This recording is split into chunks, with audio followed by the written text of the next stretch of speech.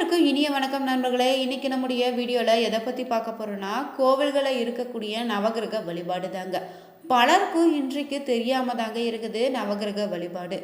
எத்தனை முறை நம்ம நவகிரகத்தை வழிபடணும், எந்த நாளில் வழிபட்டால் என்ன மாதிரி பலன்கள் கிடைக்கும், அனைத்து பிரச்சனைகளையும் தீர்வு தரக்கூடிய நவகிரக வழிபாடு முறைகள் பற்றி நாம் தெரிஞ்சுக்க போகிறோம். இந்த வீடியோ உங்களுக்கு பயனுள்ளதாக இருக்கும். மேலும் நீங்கள் நவகிரக தோஷத்தால் பாதிக்கப்பட்டிருக்கீங்களா, இந்த ஒரு பரிகாரத்தை செய்து பாருங்கள். உங்களுக்கு இருக்கக்கூடிய அனைத்து விதமான தோஷங்களும் நீங்கி அத்தனை பிரச்சனைக்கு ஒரு தீர்வாக அமைய போகுது.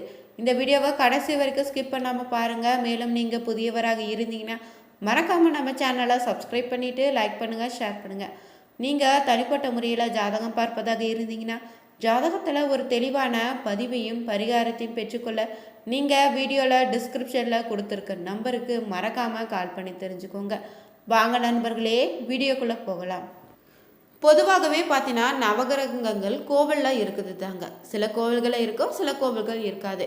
அப்படி நீங்கள் போகின்ற கோவில்களில் நவகிரகங்களை எப்படி வழிபடுவது, எத்தனை முறை வலம் வர வேண்டும்னு, எந்த கிரகத்தால் என்ன பலன் கிடைக்குன்னு பலருக்கு இது தெரியாமல் தான் இருக்குது. மேலும் பார்த்தீங்கன்னா நீங்கள் கோவிலுக்கு வழிபட செல்லக்கூடிய நேரத்தில் சந்தேகங்கள் பல இருக்குதில்ல. எத்தனை முறை நீங்கள் வலம் வரணும், எப்படி வணங்கி வழிபடணும், எந்த கிழமையில் வணங்க வேண்டும்னு என்ற விஷயத்தில் தெரிந்து கொண்டு நீங்கள் நவகிரக வழிபாடு செய்வது உங்களுக்கான பலன்களை அதிகம் பெற்று தருங்க. குறிப்பாக பார்த்தீங்கன்னா ஒவ்வொரு கிரக பேச்சின் போது மக்கள் தான் நவகிரக வழிபாடு மேற்கொள்வீங்க. ஆனால் நீங்கள் கோவிலுக்கு செல்லும்போது இந்த முறையில் நவகிரக வழிபாடு செய்து பாருங்கள். உங்களுக்கு இருக்கக்கூடிய அனைத்து விதமான பிரச்சனைக்கு ஒரு தீர்வாக இருக்கும். சரியான வழிபாட்டு முறையை தெரிந்து கொண்டு நீங்கள் அதற்கேற்ற போல வழிபாடு செய்து கிரக தோஷத்திலிருந்து நிவர்த்தி அடைய வழிபாடும் முறைகளை தொடர்ந்து நம்ம தெரிஞ்சுக்கலாங்க. நவகிரகங்களில் இருக்கக்கூடியது பார்த்தீங்கன்னா சூரியன், சந்திரன், செவ்வாய், புதன், குரு, சுக்கிரன், சனின்னு 7 கிரகங்கள் வளமாக சுற்றுவதால் அந்த கிரகங்களுக்காக 7 சுற்றி வர சுற்றணும். பின்னர் ராகு, கேது கிரகங்கள் இடமாக சுற்றுவதால் அதற்கு நீங்கள் இடதுபுறமாக சுற்றி வலம் பெறணுங்க. மேலும் பார்த்தீங்கன்னா அப்படி செய்ய வேண்டுமா என்ற கேள்வி பலருடைய மனதில் இருக்குது இல்லை.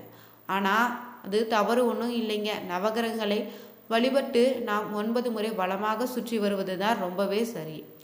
அதே போல் நீங்கள் கோவிலுக்கு சென்றால் முதல்ல நீங்கள் விநாயகரை வழிபட்ட பிறகு தான் தெய்வங்களையும் வழிபட்ட பின்னர் தாங்க கடைசியாக நீங்கள் நவகிரகங்களை தரிசித்து வழிபாடினை செய்யணும்.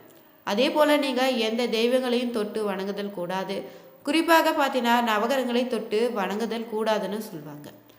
பெரும்பாலானவங்க சனி, ராகு, கேது கிரகங்கள்னு பாதிப்பை ஏற்படுத்தக்கூடியதாக நினைத்திருப்பீங்களே. ஆனால் சுப கிரகங்கள் தாங்க இது. புதன், குரு, சுக்கிரன் ஆகியோர் கூட அமைந்திருக்கக்கூடிய இடத்தை பொறுத்து நன்மையோ இல்லைன்னா தீமையை தான் ஏற்படுத்தி தரும். இதனால் நவகிரகத்தில் இருக்கக்கூடிய அனைத்து கிரகங்களும் வழிபடுவது ரொம்பவே அவசியம்னு சொல்லலாம். கிரகங்களை பார்த்தீங்கன்னா நீங்கள் வழிபடும் போது சூரிய பகவானே நீங்கள் வழிபட்டிங்கன்னா உங்கள் வாழ்க்கையில் ஆரோக்கியத்தையும் மங்களத்தையும் ஏற்படுத்தி தருவார். சந்திர பகவானை வழிபடுவது பார்த்தீங்கன்னா அவரை போல் பிரகாசமான புகழ் உங்களுக்கு கிடைக்க செய்வார். செவ்வாய் பகவானை நீங்கள் வழிபாடு செய்வது பார்த்தீங்கன்னா அங்காரனை வணங்கினா உங்களுடைய தைரியம் அதிகரித்திடுங்க. புதன் பகவானை நீங்கள் வழிபாடு செய்வது பார்த்தீங்கன்னா கல்வியின் அதிபதியாக இருக்கக்கூடியவர் தான். வழிபடுவதன் மூலம் நல்ல புத்தியும் சிறந்த அறிவாற்றலையும் உங்களுக்கு கிடைத்திடுங்க. குரு பகவானை நீங்கள் வியாழக்கிழமையில் நவகிரகத்தில் வழிபாடு செய்வது உங்களுக்கு குறையாத செல்வத்தையும் புத்திர பாக்கியத்தையும் கொடுத்துடுவார். சனி பகவானை சனிக்கிழமையில் வழிபாடு செய்வது பார்த்தீங்கன்னா உங்களுடைய ஆயுளை பெருக செய்திடுங்க. ராகு பகவானை வழிபாடு செய்வது பார்த்தீங்கன்னா உங்களுடைய பயணத்தால் உங்களுக்கான நன்மைகள் அதிகம் பெருகிடும். கேது பகவானை வணங்கி வரும்போது உங்களுக்கு இருக்கக்கூடிய ஞானம் பெருகுவதோடு ஆன்மீக ஈடுபாடும் உங்களுக்கு அதிகரித்திடுங்க. அதன் மூலம் உங்களுக்கான மோட்சம் கிடைத்திடும். கிழமைக்கு ஏற்றவாறு அதற்குரிய கிரகத்தில் நீங்கள் வழிபட்டு வந்தீங்கன்னா அதற்கான கூடுதல் பலன்கள் உங்களுக்கு கிடைத்திருங்க. பொதுவாகவே பார்த்தீங்கன்னா நம்ம வாழ்க்கையில் தீர்மானிப்பது இந்த நவகிரகங்கள் தான். நமக்கு ஏற்படக்கூடிய நன்மைகள் தீமைகள் பார்த்தீங்கன்னா நவகிரகனுடைய அமைப்பால் தான் நடைபெறுதுன்னு சொல்லலாங்க. பொதுவாகவே நவகிரகங்கள்னா 9 கிரகங்கள் இருக்குது. கோயிலில் உள்ள எல்லா தெய்வங்களையும் வணங்கிய பிறகு தான் நம்ம கடைசியாக நவகிரகங்களை சுற்றி வழிபாடு மேற்கொள்ளணும். அப்படி நம்ம வழிபடும் போது பார்த்தீங்கன்னா எந்த ஒரு நவகிரகத்தையும் நம்ம கையால் தொட்டு வழிபாடு செய்யக்கூடாதுங்க. ஒவ்வொரு கிழமையில வரக்கூடிய வழிபாடு முறைகளை தெரிஞ்சுக்கலாங்க. திங்கக்கிழமையில நீங்கள் வழிபடும் போது சந்திர பகவானை வழிபட்டிங்கன்னா உங்களுக்கான புகழும் பேரும் பெற்றுடுவீங்க. சந்திரனுக்கு உரிய வஸ்திரத்தை நீங்கள் சாற்றி சந்திர பகவானுடைய மந்திரங்களை உச்சரித்து அவரை வழிபட்டு வந்தீங்கன்னா மனதில் இருக்கக்கூடிய சஞ்சலங்கள் நீங்கி உங்களுக்கான மன ஒருநிலைப்படுங்க. கிரகங்களுக்கான கோவில்கள் பார்த்தீங்கன்னா தமிழகத்தில் 8 இடங்கள் இருக்குது. சூரியன், சந்திரன், சுக்கிரன், ராகுன்னு கிரகங்களுக்கு கோவில்கள் பார்த்தீங்கன்னா தஞ்சை மாவட்டத்தில் அமைந்திருக்குதுங்க. செவ்வாய், புதன், கேது கோவில்கள் நாகை மாவட்டத்திலும், குரு பகவான் கோவில் பார்த்தீங்கன்னா திருவாரூர் மாவட்டத்திலையும் ஆலங்குடியிலும் அமைஞ்சிருக்கு. சனி பகவான் ஆலயம் பார்த்தீங்கன்னா புதுவை மாநிலம் திருநள்ளாறுல அமைந்திருக்குதுங்க. தமிழகத்தில் தஞ்சை மாவட்டத்தில் இருக்கக்கூடிய கும்பகோணம் ஆடுதுறை சாலையிலிருந்து பார்த்தீங்கன்னா 3 கிலோமீட்டர் தொலைவில் அமைந்திருக்குது சூரிய நாராயணர் கோவில். இங்கே மூலமூர்த்தியாக இருக்கக்கூடிய சூரிய பகவான் உஷா தேவியும் சாயா தேவியுடன் அமர்ந்திருப்பார். இந்த கோவிலை முதற் குலோத்துங்க சோழன் காலத்தில் கட்டியதாக சொல்லப்படுதுங்க. இங்கு சூரிய பகவானுடன் 8 கிரகங்களும் தனித்தனி கோவில்களாக உரிய திசையில் சூழ்ந்து அமைந்திருக்காங்க. 7 சனி, அஷ்டம சனி, ஜென்மத்து சனி உள்ளவங்க, வேறு நவகிரக தோஷம் உள்ளவங்களும் சூரியனர் கோவிலுக்கு வந்து 12 ஞாயிற்றுக்கிழமைகளை நீங்கள் அவரை வழிபாடு செய்வது பார்த்தீங்கன்னா உங்களுக்கு இருக்கக்கூடிய அனைத்து விதமான தோஷங்களும் நீங்கள் பெறும். திங்களூர் சந்திரன் கோவில் பார்த்தீங்கன்னா தஞ்சை மாவட்டத்தில் தான் திருவையாருக்கு அருகே திங்களூரில் அமைந்திருக்கு. சுற்றி வர வயல்வெளிகள் இருக்க நடுவில் ஒய்யாரமாக இந்த கோவில் அமைஞ்சிருக்கு. இங்கு பெரிய நாயகி சமேத கைலாசநாதர் மூலவராக அமைந்திருக்காரு. திங்கட்கிழமையில நீங்கள் சந்திரனுக்கு உகந்த நாளாக இருப்பதால் நீங்கள் இந்த நாளில் வழிபடுவது தொழுநோய் மற்றும் சித்த பிரமையால் அவதிப்படுவங்களுக்கு சந்திரனை வணங்கி வழிபட்டினா உங்களுக்கான நிவாரணம் கிடைத்திடுங்க. செவ்வாய் பகவானுக்கு பார்த்தீங்கன்னா வைத்தீஸ்வரர் கோவில் ஆலயம் அமைந்திருக்கு. நாகை மாவட்டத்தில் தான் மயிலாடுதுறையில் இருந்து 15 கிலோமீட்டர் தொலைவில் இந்த ஒரு ஆலயம் அமைந்திருக்குதுங்க. மேஷம், விருச்சிக ராசிகளுக்கு அதிபதியாக இருக்கக்கூடிய ஆங்காரகன் சொல்லக்கூடிய செவ்வாய் பகவான் இங்கு அருள்பாலிக்கிறார். பிறந்தளம் இருத்தலும் போக மோட்சமாக கொடுக்கக்கூடிய பெருமை உடையது தாங்க இந்த தலம்.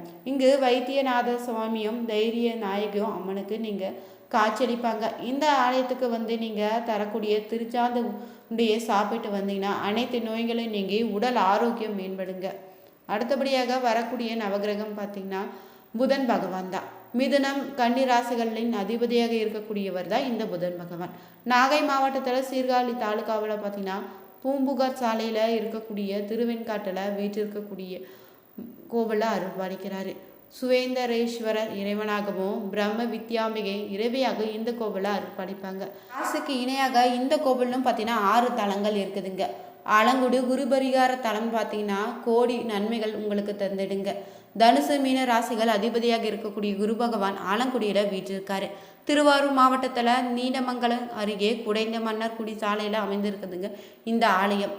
ஏழவர் குழலி அம்மையுடன் இறைவன் வீற்றி இருக்கிறார். இந்த ஆலயத்தில் தட்சிணாமூர்த்திக்கு அர்ச்சனை செய்வதோடு மஞ்சள் உடை புஷ்பகாரம் அணிந்து மஞ்சள் நிற வஸ்திரம் தானம் செய்து கொண்டை கடலை தானம் செய்ய வேண்டும்.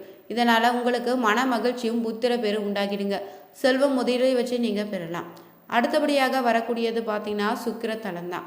செல்வ செழிப்புடன் வாழ நீங்கள் பக்தர்களுக்கு அருள் பாலிக்கக்கூடிய ஒரு சுக்கிர பகவான் இந்த ஆலயத்தில் தஞ்சை மாவட்டத்தில் பார்த்தீங்கன்னா கும்பகோணத்தில் இருந்து கல்லணை யாம்புகர் சாலையில் இருந்து 18 கிலோமீட்டர் தொலைவில் அமைந்திருக்காரு.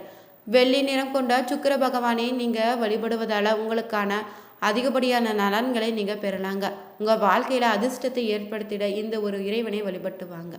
அடுத்தபடியாக வரக்கூடியது திருநள்ளாறில் வீற்றிருக்கக்கூடிய சனீஸ்வர பகவான். புதுவை மாநிலத்தில் திருநள்ளாறில் இந்த ஆலயம் அமைந்திருக்கு. காரைக்காலில் இருந்து பார்த்தீங்கன்னா 5 கிலோமீட்டர் தொலைவில் இந்த கோவில் அமைந்திருக்குதுங்க. இந்த கோவிலை மூலவராக பார்த்தீங்கன்னா நல்லாரீஸ்வரர் லிங்க வடிவில் வீற்றிருப்பார். கோவிலில் பலிபீடம் சற்று விலகி இருப்பது இங்கு மட்டும்தான் நீங்கள் தரிசிக்க முடியும். அனுகிரக மூர்த்தியாக வீற்றிருக்கக்கூடிய சனீஸ்வர பகவானை பாரபட்சம் இன்றி அனைவரும் அட்டி படைக்கக்கூடிய ஆற்றல் வாய்ந்தவர் இவர் தாங்க. இவரை வழிபடுவதால் உங்களுக்கு ஏற்படக்கூடிய சனிதோஷம் விலகி வாழ்க்கையில் எந்தவித பிரச்சனையாக இருந்தாலும் உங்களை விட்டு விலகி ஓடிடுங்க. அடுத்தபடியாக வருவது பார்த்திங்கன்னா கேது பகவான் தான். நாகை மாவட்டத்தில் சீர்காழியில் இருந்து பூம்புகார் செல்லக்கூடிய சாலையில் கீழம்பெரும்பள்ளத்தில் இந்த கோவில் அமைந்திருக்கு. தர்மகுலன்னு சொல்லக்கூடிய இடத்துல இறங்கி கீழம்பெரும்பள்ளம் நோக்கி நீங்கள் செல்லணும். கோவிலை வடக்கு பிரகாரத்தில் பார்த்தீங்கன்னா மேற்கு நோக்கி கேது பகவான் அருள்பாலிக்கிறார். இதுவில் நவகிரகங்களுக்கு அமைந்திருக்கக்கூடிய சிறப்பான இடங்கள் கோவில்கள் என்னென்னு தெரிஞ்சுக்கொண்டா, எத்தனை முறை வழிபாட்டை என்னென்ன பலன்களும் தெரிஞ்சுக்கொண்டோம். இந்த வீடியோ உங்களுக்கு பிடிச்சிருந்தா லைக் பண்ணுங்கள், ஷேர் பண்ணுங்கள், கமெண்ட் பண்ணுங்கள். நீங்களும் தோஷத்தால் பாதிக்கப்பட்டீங்கன்னா இந்த ஆலயத்துக்கு சென்று உங்களுக்கான பரிகாரத்தை நீங்கள் தேடிக்கோங்க. மறக்காமல் நம்ம சேனலை சப்ஸ்கிரைப் பண்ணிக்கோங்க. லைக் பண்ணுங்கள், ஷேர் பண்ணுங்கள், கமெண்ட் பண்ணுங்கள். அனைவருக்கும் நன்றி நண்பர்களே.